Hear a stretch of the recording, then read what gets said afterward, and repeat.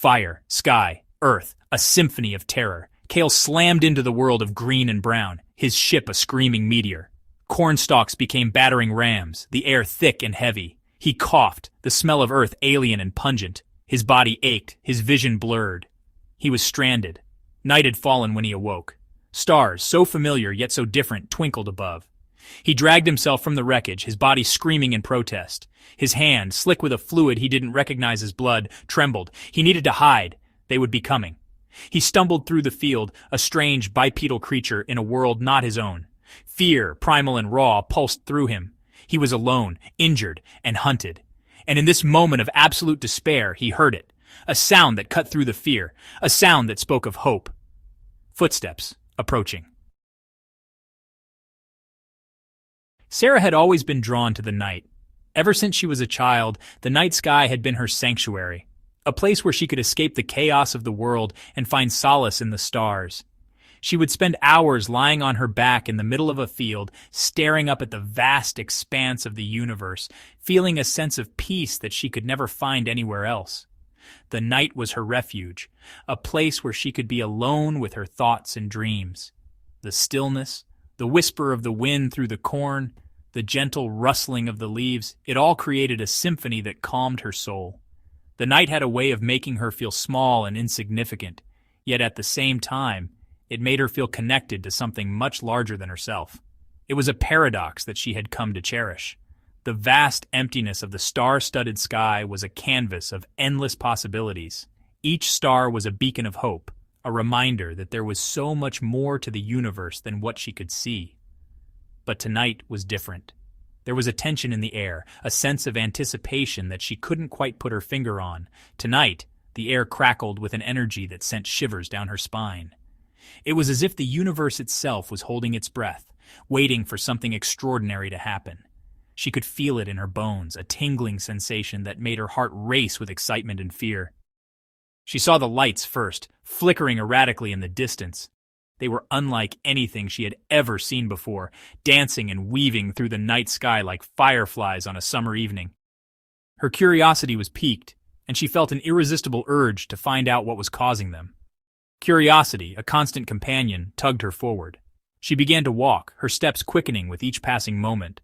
The lights seemed to be calling to her, beckoning her to come closer. She couldn't resist their pull, and before she knew it, she was running through the field, her heart pounding in her chest. Then she saw it, a shape, alien and metallic, nestled amongst the broken stalks. It was a sight that took her breath away.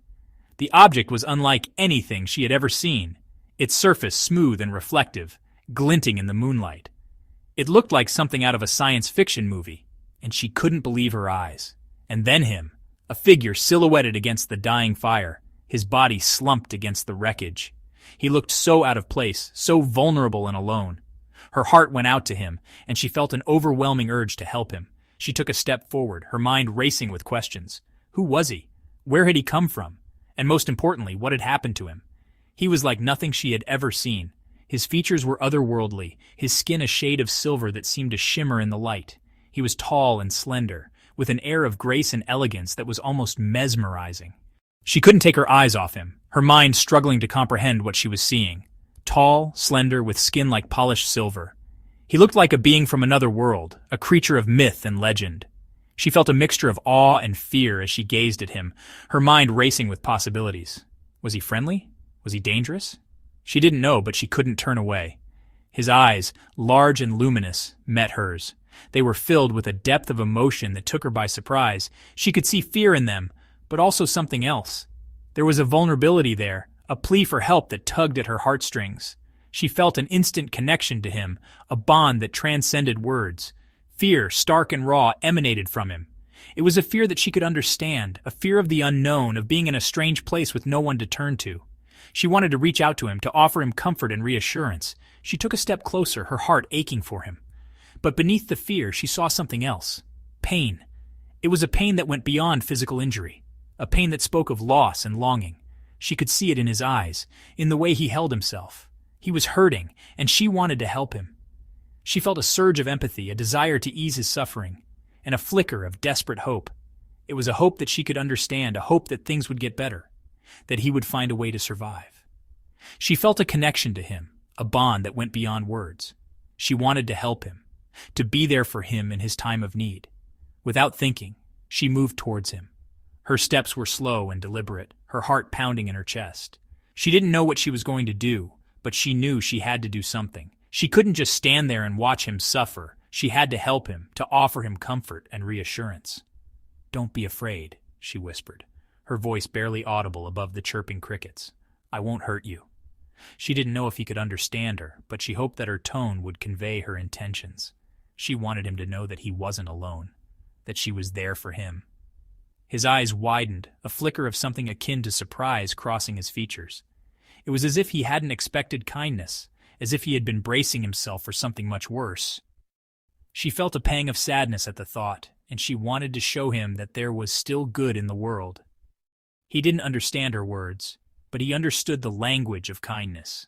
It was a language that transcended barriers, a language that spoke to the heart. She could see it in his eyes, in the way he looked at her. He understood that she meant him no harm, and that was enough. In that moment, a bond was formed, a connection that would change both of their lives forever. The news spread like wildfire. It was as if the entire world had been waiting for something extraordinary to happen, and now it had. The air was thick with anticipation, and every conversation seemed to revolve around the same topic. People gathered in small groups, their voices hushed but urgent, sharing snippets of information and wild theories. The sense of something monumental was palpable, and it was clear that life as they knew it was about to change. A crash. Strange lights. The sky had been lit up with an otherworldly glow, casting eerie shadows on the ground below. Witnesses described seeing a massive object hurtling through the sky, trailing fire and smoke. It had landed with a deafening roar, shaking the very earth and leaving a smoldering crater in its wake. The lights continued to flicker and dance as if mocking the onlookers who dared to approach. It was a scene straight out of a science fiction movie, but this was all too real. Whispers of something incredible, something terrifying. The rumors spread quickly, each more fantastical than the last. Some spoke of alien visitors, others of secret government experiments gone wrong. The truth was elusive, hidden behind a veil of secrecy and speculation. People were afraid, but they were also fascinated, drawn to the mystery like moths to a flame. The shadows seemed to grow longer, and the whispers more urgent as the days went by. The government arrived, their faces grim, their words clipped and evasive. They set up a perimeter around the crash site, barring anyone from getting too close. Their presence only fueled the speculation, as people wondered what they were hiding. The officials spoke in measured tones, offering little in the way of concrete information. They assured the public that everything was under control, but their eyes betrayed a deeper concern. It was clear that they were dealing with something far beyond their understanding. They spoke of meteorites, of atmospheric anomalies, of the dangers of spreading unfounded rumors. But their explanations rang hollow, and the public was not so easily placated. The press conferences became a battleground, with reporters demanding answers and officials deflecting with practiced ease. The tension was palpable, and it was clear that the truth was being carefully managed. The more they tried to reassure the public, the more the sense of unease grew. Sarah hid Cale in her grandfather's barn, a relic from a simpler time. The barn was old and weathered, its wooden beams creaking with age. It had once been a place of hard work and simple pleasures, but now it served a different purpose. Sarah had found Cale injured and alone, and without a second thought, she had taken him in. She knew the risks, but something about him had stirred a protective instinct within her. The barn became their refuge, a place where they could hide from the prying eyes of the world. It was a haven, a sanctuary from the prying eyes and suspicious whispers. The outside world seemed a million miles away, and for a while they could almost forget the danger that lurked beyond the barn's walls. The days passed in a quiet routine, each one blending into the next. They found solace in the simple tasks of daily life, and in the growing bond between them. The barn was their world, and within its walls, they felt a sense of peace that was all too rare. She brought him food and water, tending to his wounds with a tenderness that surprised even her. Cale was grateful, his eyes reflecting a depth of emotion that words could not capture. He was a mystery to her, but one that she was determined to unravel. Each day, she learned a little more about him, and with each revelation, her resolve to protect him grew stronger. She could see the pain in his eyes, the weight of whatever burden he carried, and she wanted to help him bear it. They communicated through gestures, through expressions, through the shared language of vulnerability and trust. Words were often unnecessary, as they seemed to understand each other on a deeper level. There was a purity to their connection, untainted by the complexities of the outside world. In the quiet moments, they found a sense of understanding and acceptance that was rare and precious. It was a bond forged in the crucible of adversity, and it grew stronger with each passing day. She learned his name, Kale, and he learned hers, Sarah. It was a simple exchange, but it carried a profound significance. In sharing their names, they acknowledged each other's humanity, and the bond between them deepened. They were no longer strangers, but allies in a world that seemed increasingly hostile. Their names became a symbol of their connection, a reminder that they were not alone. He spoke of stars and galaxies, of journeys across the vast expanse of space. His stories were filled with wonder and awe, painting a picture of a universe that was both beautiful and terrifying. He spoke of distant worlds and ancient civilizations, of the mysteries that lay beyond the reach of human understanding. His words transported her to places she could only dream of, and she found herself captivated by his tales. It was a welcome escape from the harsh realities of their situation. She spoke of Earth, of its beauty and its pain, of the dreams and fears of its people. She told him about the rolling hills and vast oceans, the bustling cities and quiet villages. She shared stories of love and loss, of hope and despair. Her words painted a picture of a world that was both fragile and resilient, a place where beauty and pain were inextricably linked. Through her stories, he came to understand the depth of her connection to her home and the strength of her spirit. But their sanctuary could not hold forever. The outside world was closing in, and the sense of urgency grew with each passing day.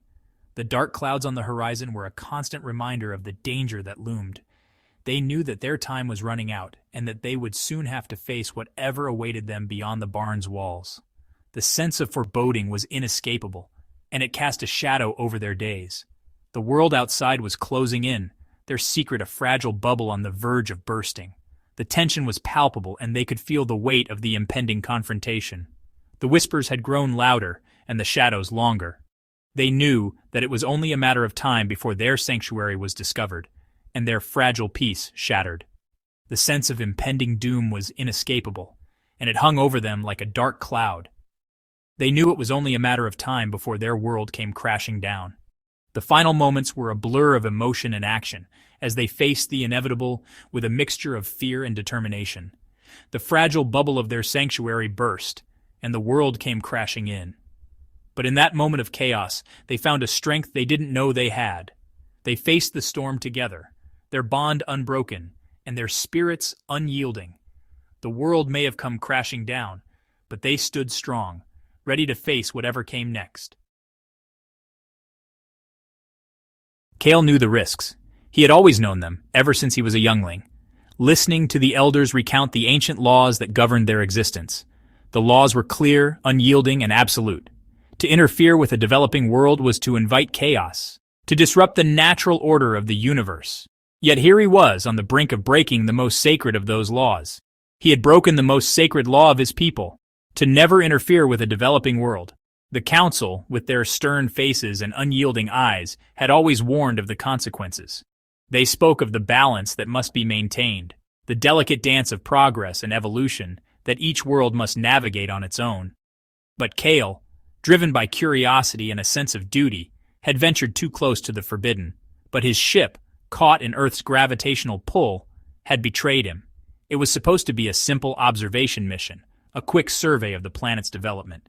Yet, a malfunction had sent him spiraling toward the blue and green orb, unable to escape its pull.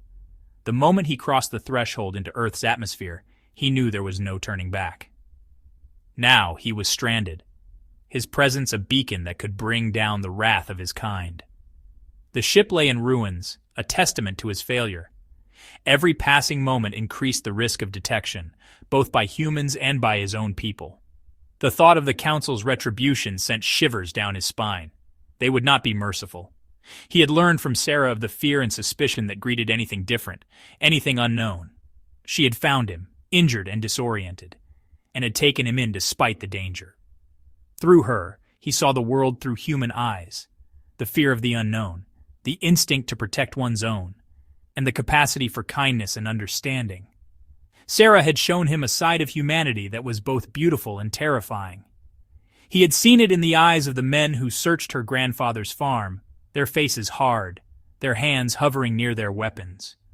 They were looking for him, the strange being that had crash-landed in their midst. The tension was palpable, the air thick with suspicion and fear. Sarah's calm demeanor and quick thinking had saved him that day, but he knew it was only a matter of time before they returned. He knew he couldn't stay. The longer he remained, the greater the danger to both himself and Sarah. He had to find a way to repair his ship, to leave this world before it was too late.